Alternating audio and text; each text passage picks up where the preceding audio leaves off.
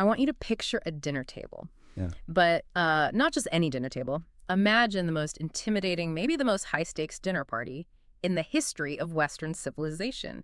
You've somehow managed to get a reservation. You walk in, and sitting there are the heavyweights. The heavyweights. Who are we talking about here? Celebrity chefs? Billionaires? They're way bigger. We're talking about the doctors, the intellectual giants who, I mean, they essentially built the operating system for Western theology.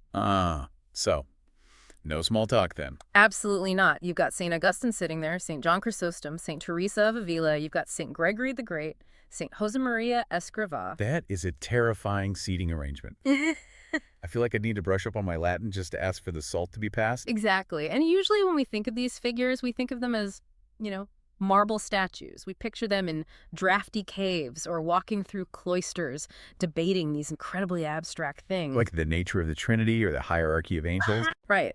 Things that, let's be honest, feel a million miles away from our actual day-to-day lives. We tend to put them in a glass case.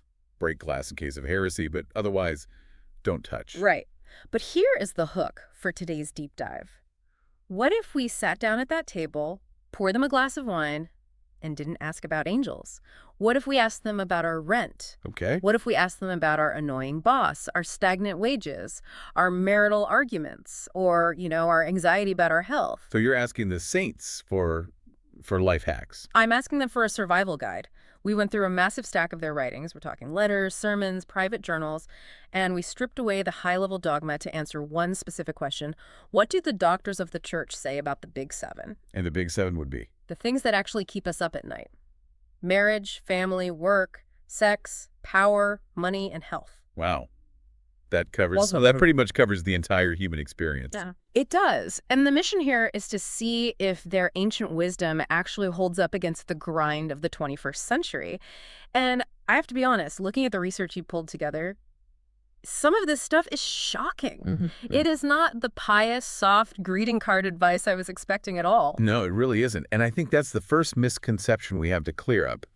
When we look at these texts, whether it's Chrysostom in the 4th century or Escrivá in the 20th, we aren't just looking for a list of moral rules. It's not just a don't do this list. Not at all. We're looking for what they would call a path to happiness. But it's a gritty happiness. It's a happiness forged in the fire of reality, not in some quiet monastery garden. The grit is what surprised me. I want to jump straight into the first section because this is where I felt the most, attacked. Maybe challenge is a better word. I know where you're going with this. We're talking about the daily grind. Work. Ah, yes, the section on work and career. So I found this story from St. Josemaría Escrivá. And context for everyone listening, he's a modern saint, died in 1975, so he knew about telephones and traffic jams and all that. He tells this story about a shoemaker.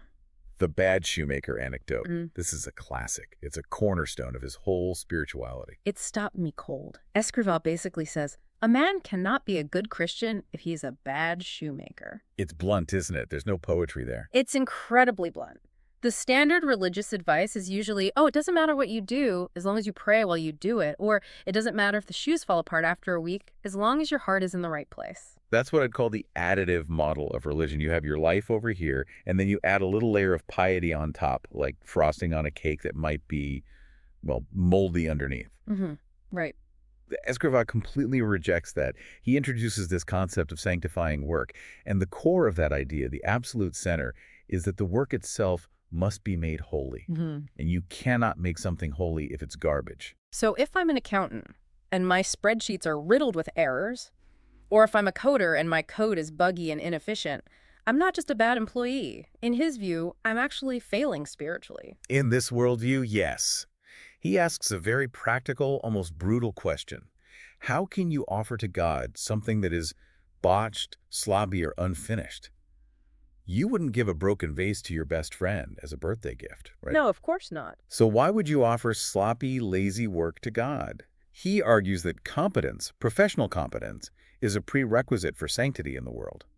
You have to learn your trade well. That puts a huge amount of pressure on our 9 to 5. I mean, my to-do list is stressful enough without adding eternal salvation to the line items. But it also changes the nature of the work, doesn't it? It dignifies it. How so? Well, think about it. If the only way to be holy is to go to church or to be on a retreat, then the 40 or 50 hours you spend at the office every week are just lost time. They are the penalty you pay to stay alive. a spiritual dead zone. Which is how it feels most of the time, to be honest. But if the work is the prayer, then the spreadsheet matters. The sales call matters. Stitching that shoe correctly matters. Escrivá reminds us that in the Gospel of Mark, Jesus isn't primarily referred to as the teacher or the master.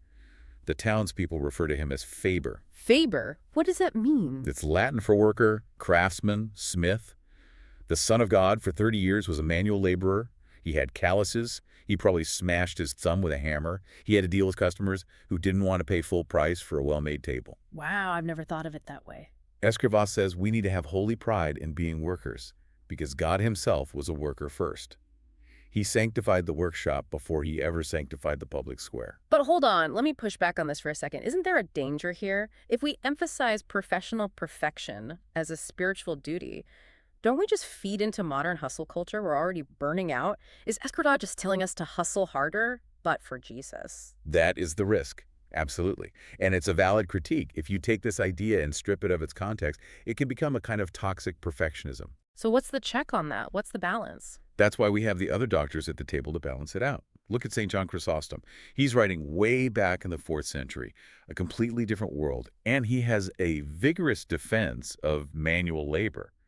But his reasoning is totally different. He talks about St. Paul, right? The apostle. He does. Yeah. And this is so powerful.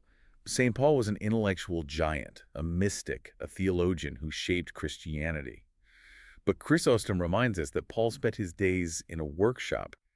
He was a tent maker. Not exactly a glamorous job. No, it was hard, physical labor. He was stitching heavy canvas, dealing with leather. And Chrysostom says this wasn't a waste of his apostolic time. He didn't see it as a distraction from his real work. Quite the opposite. He argues that the workshop is a training ground for virtue. He says poverty and labor are actually better for the soul than idleness and wealth. Because in the workshop, you learn meekness. You learn to crush your ego. You can't be arrogant when you're just another guy stitching a tent. You learn grit. You learn patience. He says, don't tell me you can't be spiritual because you are a laborer. That is exactly why you can be spiritual. So for Escrivá, the work is the offering. For Chrysostom, the work is the gym. That's a great way to put it. For one, the quality of the product is paramount. For the other, the quality of the character being forged is what matters. They're not contradictory, they're complementary. One is about what you produce, the other is about who you become. The work isn't the thing keeping you from God. It's the gym where you build the spiritual muscles to find God. Precisely. And speaking of muscles, or I guess engineering, Escrivá, who was trained as an architect, by the way, uses this metaphor that I just love. He talks about the spring, in Spanish, the muelle. The coil, like Yeah. in a suspension system. Right, a steel spring. He says, when life or work compresses you, when the deadline is impossible, the boss is yelling, the project is a total failure, you shouldn't break. You shouldn't snap. You should be like that steel spring. What happens to the spring? The compression stores potential energy. It doesn't weaken it, it charges it. It's building up power. He says this allows you to crescer para adentro, which means to grow on the inside. When you can't expand outwardly because the world is crushing you, you become denser, stronger, and more elastic internally. So that when the pressure is off. You don't just return to normal, you launch higher. Yeah. The obstacle becomes the launch pad. The pressure is what gives you the power to overcome the next obstacle. I love that. It reframes stress completely. Instead of this is killing me, it's this is charging me. But let's pivot to the thing that usually causes the most stress in work. The reason we do it, the paycheck. The wallet. Section 2. Money and possessions. And I have to say, St. John Chrysostom does not pull any punches here. If he was a financial advisor today, he'd probably be fired on the first day. Oh, he would be unhirable. Chrysostom has what you might call a searing economic theory. He challenges the very definition of what it means to be rich. He just takes the word and turns it inside out. How does he define it? He flips it. He argues that the rich man who is constantly gathering more and more wealth is actually poor. Okay, that sounds like one of those riddles. The rich man is poor. Explain that. It's a psychological observation, and it's brilliant, he says. If you cannot be satisfied, if you always need more to feel secure or happy, then you are in a state of lack. You are in a state of need. And if you are in need, you are poor. So the person who has everything but is terrified of losing it is poorer than the person who has little but is content. Precisely. The truly rich man is the one who is satisfied with what he has. The billionaire who is obsessing over making the next billion is actually living in a poverty of spirit. He's a slave to his own desire. Chrysostom calls it a dropsy, an unquenchable thirst that only gets worse the more you drink. And then he goes into this comparison of investment strategies that is just. It's pure genius for his time. He contrasts usury lending money at interest, which was a hot topic, with almsgiving, giving to the poor. He compares giving to the poor with an investment portfolio. That sounds very modern. It's incredible. He says, look, when you lend money to a man for profit, what happens? Best case scenario, you might get 5% or 8% interest, but that man probably resents you. He avoids you in the market. He curses you under his breath for being his creditor. You create an enemy, or at least a very strained relationship. High risk, low social return on investment. Exactly. But Chrysostom says if you lend to God by giving that money to the poor, God becomes your debtor. And God has perfect credit. Infinite credit. And the interest rate isn't 8%, it's eternal praise and glory. Chrysostom is asking a very logical, almost cold question. Why are you fighting for pennies on earth, earning the hatred of your neighbor, when you could be earning millions in heaven in the gratitude of God? He's appealing to the investor's greed, in a way. He's saying, you're just bad at math. You're making a bad trade. You're making a terrible trade. You're choosing the low-yield, high-risk bond over the infinite yield, no-risk one. St. Augustine has a similar vibe with his dream metaphor. This one really stuck with me because it's so cinematic. It paints such a clear picture. The beggar's dream, yes. He compares hoarding wealth to a beggar who falls asleep on the cold street and dreams he is a king. In the dream, he's wearing purple silk, he has gold rings on every finger, he's at a feast, he is happy, he feels rich. But the tragedy is... he has to wake up. And when he wakes up, the silk is gone, the gold is gone, the food is gone. He is cold and his hands are empty. Augustine says this is exactly what happens to the wealthy man who dies. He wakes up in eternity and he realizes all that wealth was just a phantasm. It wasn't really his, it was a dream. The old saying, you can't take it with you. But Augustine adds the crucial twist, he says. You can't take it with you, but you can send it ahead. A wire transfer to the afterlife. Exactly. By giving it away. That's the only way to convert earthly currency into heavenly currency. If you keep it, you lose it. If you give it, you keep it forever. It's a paradox, but it's central to their economic thinking. It's a powerful theory. But then you have St. Ambrose, the Bishop of Milan. And he takes this from theory to something that actually happened, and it's pretty shocking. The melting of the vessels. This is an incredible story. Right. So Ambrose is in Milan. The church has these beautiful consecrated gold vessels, chalices, plates for the Eucharist. These are the holiest objects in the entire building. They aren't just decorations. They've been set aside for God. They are sacred. Touching them for any other purpose would be seen as sacrilege. But there's a crisis. Captives have been taken in a war. They need ransom money to be freed. Ambrose doesn't have the cash. So what does he do? He smashes the holy vessels, melts them down into gold bars, and uses the gold to pay the ransom. Which must have caused an uproar. Oh, the critics went absolutely nuclear. The Arians, his theological rivals, screamed sacrilege from the rooftops. They said, "You are destroying the temple of God to save mere men." And his response? It's one of the greatest, most powerful lines in Christian history.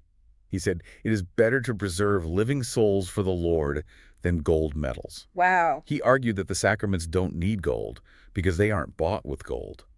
The true redemption was bought with Christ's blood. But human beings, they are the true temples of God. If you have to choose between the holy object and the human person, you choose the person every single time. That really clarifies the hierarchy of values, doesn't it? People over things, even very holy things. It's radical. St. Basil takes it even further. He talks about the ascetic life as living without the words mine and yours. He says we should imitate the communal life of heaven, where the very concept of private property doesn't exist because everything is shared in love. It sounds like they're all saying the same thing, just in different ways. Money is a tool or it's a trap. There's no middle ground. St. Alphonsus Liguori calls it a snare of the devil. St. Gregory the Great warns that wealth usually just reveals the hidden pride in a person. It's a dangerous, dangerous game to play. Speaking of dangerous games, let's talk about the topic that everyone assumes the church is absolutely terrified of, sex. Section 3, the heart. Marriage, sex, and love. Now, if I stopped a random person on the street and asked, what do ancient saints think about sex? They'd probably say they hate it, they think it's dirty, it's shameful, it's just for making babies, and you should feel bad about it. That is the cultural stereotype, the Victorian Puritan with both hands. He was incredibly emphatic about it. He explicitly taught that the physical passion between a husband and wife is noble and holy. He called it a participation in God's creative power. He said, flat out, do not let anyone tell you this is shameful. That's a huge shift from it's just a necessary evil for procreation. It elevates it to an act of worship. He says that for a married Christian, the bedroom is a place of sanctity, just like the altar is. St. Francis de Sales, writing centuries earlier, backs this up. He calls marriage the nursery of Christianity. He says the act is honorable in its origin, its purpose, and its utility. But they do use this word, chastity, and I think for modern ears, chastity just sounds like no. It sounds like a celibate monk in a cold cell telling you to stop having fun. If you're married and having sex, why do you need chastity? We have to define our terms here because you're right, the modern definition has been flattened. In this tradition, chastity isn't just abstinence. Chastity is the affirmation of love. What does that mean? It's the virtue that keeps sex human. It's what distinguishes making love from just using another person's body. So you can be married and have sex but still be unchaste? Absolutely. If you are using your spouse, if you treat them as an object for your own pleasure, ignoring their dignity, their feelings, their personhood, that is unchaste. Chastity ensures that the act is an expression of the covenant, an act of total self-giving, not just a biological itch being scratched. St. Francis de Sales calls it the lily of virtues because it preserves the beauty and integrity of love. Okay, that makes more sense. It's not about not having sex. It's about the quality and intention of the sex you're having. Precisely. Hmm. But there is a tension in the sources. You have Escrivá's very sunny, joyful view of marital love. It's all very positive. But then you have someone like St. John of the Cross, the mystic, and he sounds darker, much more cautious. He provides the necessary counterweight. If Escrivá tells you the nuclear reactor is beautiful and can power the entire city... St. John of the Cross reminds you that it is radioactive material and you need to handle it with extreme care. Exactly. He warns against familiarity between men and women outside of the covenant of marriage. And he doesn't cite small examples to make his point. He pulls out the big guns. He points to David and Solomon from the Old Testament. Heavy hitters. David was a man after God's own heart. A warrior, a poet, a king. Solomon was the wisest man who ever lived. And what brought them both to their knees? Lust. Unchecked passion. St. John of the Cross writes this haunting phrase, souls of iron are tamed by lust. Souls of iron. That's a powerful image. He's saying, I don't care how strong you think you are. I don't care if you pray 4 hours a day and have wrestled lions. Yeah. If you play with this fire outside of the fireplace of marriage, you will burn the house down. It's not a suggestion. It's a law of spiritual physics. So the synthesis here is, sex is incredibly powerful. Inside marriage, it's a holy fire that builds the domestic church. Outside of it, it's an inferno that destroys kings. Exactly. Which leads us perfectly into the structure that is designed to protect that fire, the family. Section 4, the domestic church. This is a term the Catechism uses, and it's a beautiful one. The home is a mini-church. The family is the smallest cell of the body of Christ. Which, again, sounds a little intimidating. I don't want my living room to feel like a formal cathedral. I want it to be comfortable, a place where you can be messy. And St. Josemaría agrees with you completely.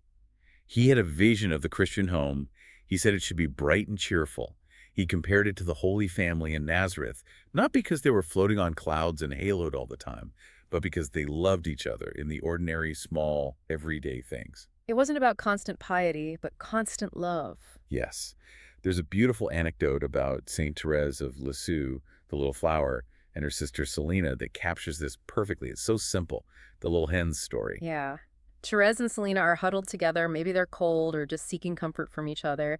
And Therese compares them to two little hens squeezed together for warmth. It's so childlike. Yeah. But so profound. It is. It illustrates the tenderness of Holy Family life. It's not about grand theological debates at the dinner table. It's about physical affection. It's about feeling safe. It's about huddling together against the coldness of the world. But the sources also throw a curveball here. They talk about the parents being priests of this domestic church. Which again sounds very formal, like my dad should be wearing vestments at breakfast. It's not about vestments. It's about the baptismal priesthood. Parents are the first evangelizers. Escrivá says parents have to teach their kids to pray, not just by telling them to say their prayers, but by letting the kids see them praying. A child learns more from watching their father quietly pray for 5 minutes than from 100 lectures. It's leading by example, but what happens when the family isn't that safe harbor? What happens when the family actually opposes your spiritual path? Because the outline mentions some hard truths on this. This is the gritty side of the survival guide again. We often idolize the family, but the saints are crystal clear. God comes first, always. There is a reference to a letter from St. Jerome, and also writings from Escrivá in a book called Crecer para Dentro. And what's the scenario they're addressing? The scenario is when a family member, a parent, a spouse, a sibling opposes a vocation.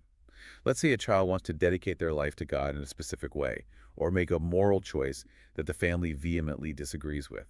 Escrivá says very bluntly, the family does not have reason then. That's tough love. He's saying family loyalty has a limit. It has a ceiling, and that ceiling is God's will.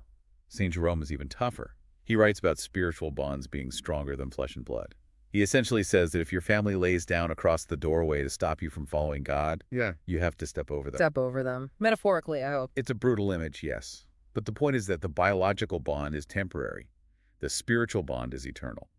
So while the home should be bright and cheerful and full of love, it cannot become an idol that replaces God. That is a very delicate, very difficult balance to strike.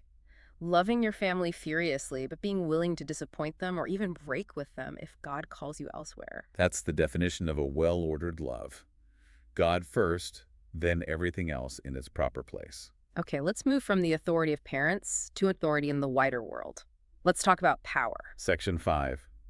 The throne, power and authority. Now, most of our listeners aren't kings or popes, but many are managers, team leads, parents, or just have influence over other people in their lives. If you have authority over one other person, you have power.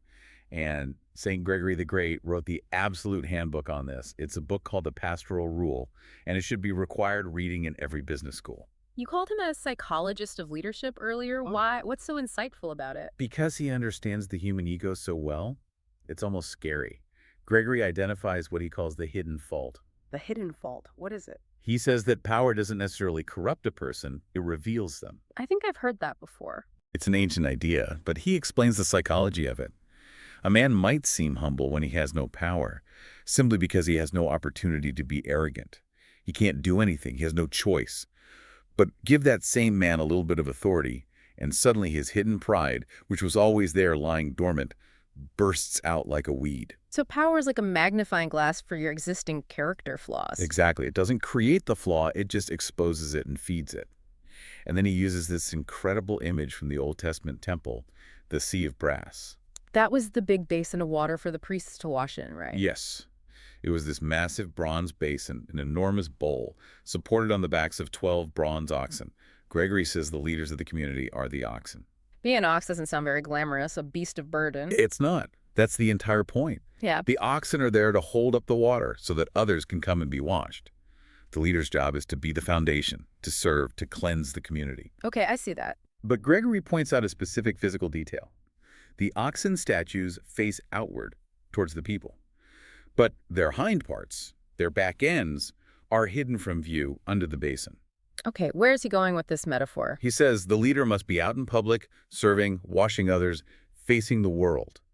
But their hind parts, their private lives, their inner thoughts, their hidden sins, must be kept clean and hidden under the grace of God. They can't let their private messiness contaminate the pure water they're supposed to be offering to others. That is a vivid and very challenging image. It's about integrity. It's about not bleeding on your people, as they say in modern therapy. It is. Your public service must be supported by private virtue. And St. Augustine backs this up with his classic blunt style. He says power without justice is just robbery. He says a king without justice is nothing but a great robber. If you are a boss and you aren't just, you're just a bandit with a better title. St. Bernard of Clairvaux had some direct advice for the Pope himself regarding this, didn't he? Yes, to Pope Eugenius, who had been one of his monks. Bernard wrote him a letter and told him, remember, you are a steward, not a lord. Ministry, not dominion. You are there to manage the house for the owner. You are not the owner. Never forget, you're a servant. And St. John Chrysostom, he comes back in here with another one of his dangerous metaphors. He compares authority to a beautiful woman. Yes, this one is classic Chrysostom. He asks his audience, can you live in a house with a beautiful woman whom you are forbidden to touch and not be seduced by her? That sounds exceptionally difficult. He says holding authority is the same. It is so beautiful, so desirable, so seductive. It makes you want to use it for yourself, for your own glory, for your own comfort. It requires immense, almost superhuman virtue to hold power and not be seduced into using it for your own ego. So if you're a leader, the job isn't just managing the team or the project. The primary job is managing your own soul against the constant temptation to make it about you. Correct. The consensus of the doctors is that leadership is a burden, a service, and a profound spiritual danger. It's never just a privilege. We've covered work, money, sex, family, power. But there is one thing that eventually stops all of us, no matter how good we are at any of those things: the body. Health, suffering, and eventually death. Section 6. The body. This is where the rubber really meets the road. Because you can hack your productivity, you can manage your finances, but you can't negotiate with the plague. And St. Catherine of Siena knew that firsthand. The great mortality. The Black Death. We can't even comprehend the scale of it. It wiped out huge portions of Europe. Her city, Siena, was decimated. And we have this account of Catherine's behavior during the plague. She wasn't hiding away in a convent. She was in the thick of it, nursing the sick, burying the dead. She lost family, right? Close family. She buried her own nieces and nephews. 8 of them. 8. I can't even imagine. 8. And the source says she buried them with her own hands. Imagine the physical and emotional trauma of that. Yeah. There was this quote recorded from her. As she was burying one of them, she didn't despair. She said, "This one I will not lose." This one I will not lose. What does that mean? She meant she wasn't losing them to death. She was sending them to heaven. She was claiming them for eternity. It's a radical, supernatural defiance of death's power. She viewed burying them not as an act of loss, but as an act of securing them for God. That requires a level of faith, that is. It's hard to wrap your head around in our modern context. It shifts the entire perspective from loss to safekeeping. And speaking of the body, St. Isidore of Seville has some fascinating thoughts on what happens after death. Not just the soul, but the resurrection of the body. This is the question everyone has, right? If I'm resurrected, will I look like I do now? Will I look like I did when I was a baby? When I was 80 years old and falling apart? Isidore speculates, based on his reading of scripture and tradition, that we will be resurrected in the perfect age. And the perfect age is? Youth. He thinks we will be restored to a state of youthful prime, but without any defect. No aging, no sickness, no infirmity. The body will be real and physical, but perfected. It's a comforting thought when you're dealing with the aches and pains of getting older. It really is. And there's a prayer from St. Gregory Nazianzen in the notes that I found very moving. It's for his brother, Caesarius, after he died. Yes. He's not praying that his brother had avoided death. He's praying about the kind of death he had. He prays for a death that isn't sudden or terrified. He asks God for a death that is cheerful and well-disposed. A cheerful death. We don't talk about that very often. We usually just hope to ignore death until the last possible second. But the saints prepared for it their whole lives. St. Hildegard of Bingen, the great mystic, mentions that the virtues of the living soul persist even when the body is falling apart. The physical instability of dying doesn't destroy the character you've spent a lifetime building. So if you've built that spring, that resilience we talked about in the very beginning, it holds up even at the very end. Exactly. The vessel might break like Ambrose's gold chalices, but the gold of the soul remains. So let's try to tie this all together. What does this all mean? We've looked at these 7 huge areas of life through the eyes of the doctors. What's the big takeaway? If we zoom out, there is a very clear pattern here, a synthesis. What's the thread that connects all of it? Think about the objects we've discussed today: the shoemaker's leather, the gold coins in the chalices, the marriage bed, the oxen holding up the basin of leadership, the sick and dying body. They're all just stuff, the raw materials of everyday life. Exactly. They are the raw material for holiness. The saints aren't saying run away from the world. They aren't saying money is evil or sex is bad or work is a curse. They are saying the opposite. They are saying, this is your clay. You are the potter, or rather, God is the potter, and these are the tools in the clay he has given you. You sanctify the leather by making a good shoe. You sanctify the sex by loving your spouse generously and faithfully. You sanctify the gold by giving it to the poor. And you sanctify the power by using it to wash the feet of others. Yes. Saint Josemaría Escrivá was so adamant about this universal call to holiness. He said these saints weren't writing just for monks in the desert. They were writing about human nature. If you are a human being living in the world, this is your playbook.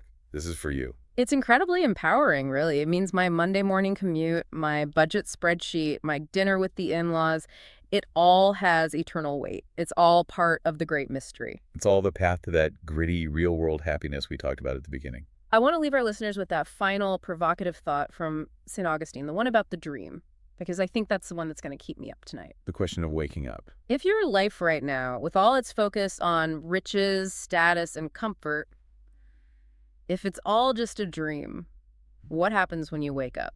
Are your hands empty? Yeah. Or did you send your treasure ahead? That's the question. Thanks for joining us on this deep dive into the Doctors of the Church. It's been a fascinating and challenging dinner party. My pleasure to be here. Now let's go make some good shoes. Amen to that. See you next time.